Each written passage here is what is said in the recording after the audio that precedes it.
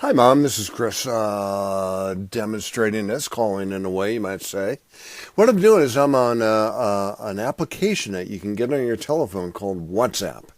And what you have to do, what you have the capacity to do, is actually share some information, videos, images, and text with various family members and friends with that might be on that network.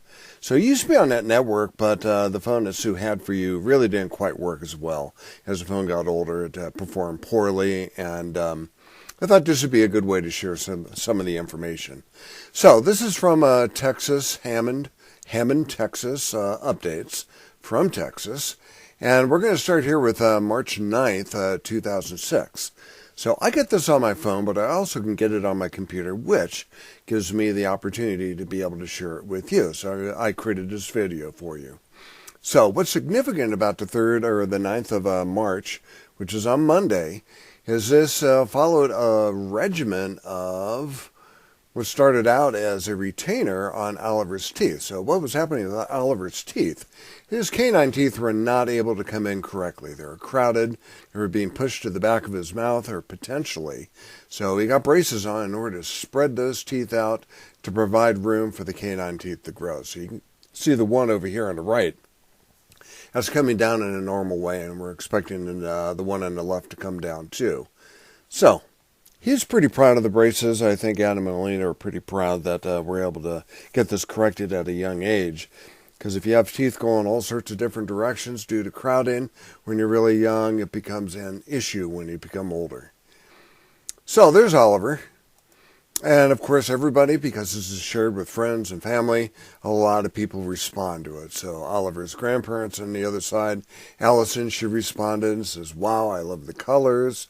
Aunt Barb, Catherine's sister, says, "Fun, fun. I remember those well, and the little rubber bands too." And you and Dad put braces on Deb and Sue. And that was quite an ordeal too. I didn't have braces. A lot of my teeth were straight. So, but Deb and Sue had more problems. So here, a few weeks later, we went down to New Braunfels, Texas. And these are some pictures of a hike we took. And they stayed at a cabin on the Guadalupe River. So here's some pictures from that. So we start with Anna. She found a nice flower in the parking lot on a hike that they all took. And she's pretty proud of that. And I always thought that Anna looked like you, Mom. So here's a picture. It's a really pretty picture of her. She's got a great smile, I think. And then Anna and Oliver came on the trail, prepared for hot Texas sunny weather, even though it's in mid-March. I think this is somewhere around 16th or 17th of March. Oliver came with his walking stick. That's good. Binoculars. That's good. Good hiking boots and a hat to protect himself from the sun. Of course, Anna does too. But of course, she's got to bring her dolls too. That's always kind of cute. So let's look at the next picture. Here's Anna back in the parking lot with that flower. And our car's in the background, the Honda Element, and we have a 2003 Corolla that we drove there. And there's Anna with her flower. Again, a beautiful smile. I think she got that from you, Grammy. And here's the Guadalupe River, too, near New Braunfels, Texas, on a road called River Road. And we had some cabins down there. And this is their dog, Leo, enjoying the river. Now, if you remember the Guadalupe River of last year, when they had an extraordinary 2-day period of rain, and in the upper parts of that river they had a flood which killed a bunch of people. I think there were 28 campers at a camp called Camp Mystic, if you remember that. 28 campers died then. I think there's still a couple girls that were never really recovered. It was a Christian camp. It's controversy whether they ignored the warnings for flash flood, but it was over 100-year flood, and it's unfortunate. But what we're looking at here with Leo is that the river is down quite a bit. They're kind of suffering a drought down in Texas, not getting quite the rain that they're used to, so the river is really low. It's very clear, but it's very low, and that's their dog, Leo. So I think Leo is almost 2 years old. They've had the dog for about maybe 9 months now. And the dog is finally maturing enough that he's becoming an easy dog to take care of. So Annalise also in the river. And then Annalise and Oliver in the river too, goofing off. Oliver with his walking stick. It was actually kind of warm down there, I believe, probably in the 80s. So it was nice for the kids to be able to get out in the river. So that kind of brings us up to the present. What we have here, almost the present, April 4th, 2006. This year, of course, just a couple weeks ago, here's Oliver at his first recital. So I'm going to go ahead and click on this. I'm going to stop talking, and I think you should be able to hear what he's trying to play.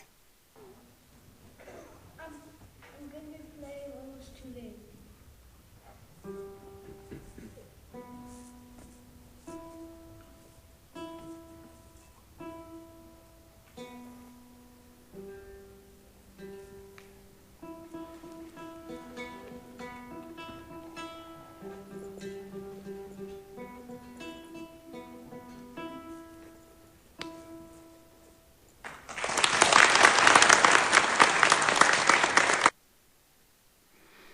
Yeah, so it's kind of fun.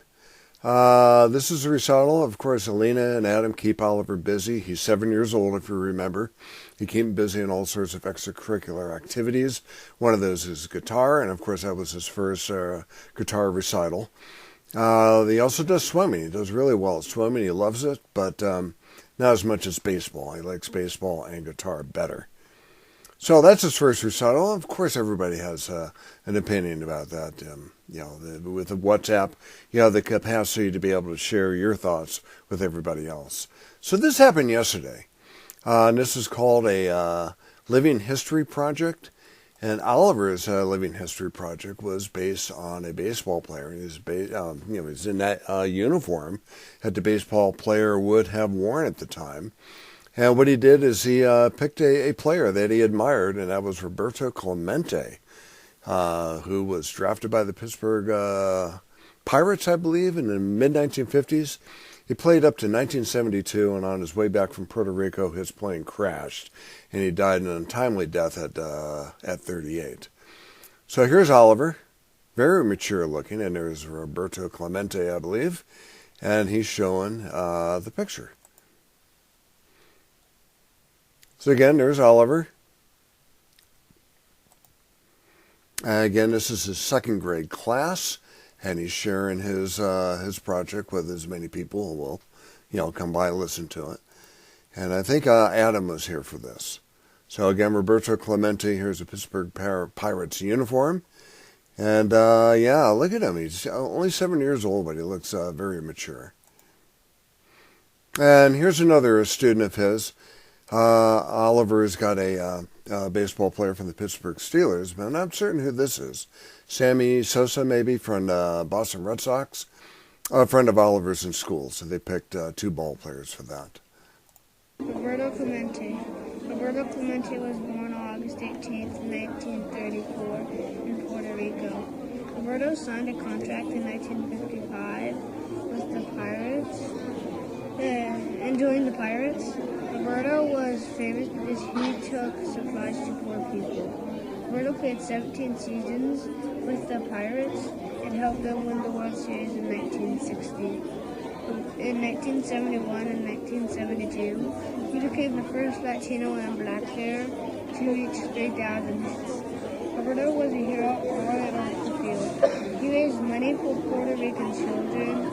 In 1972, Roberto died in a plane crash while taking food and water to earthquake victims. Roberto will be remembered for his big player good deeds.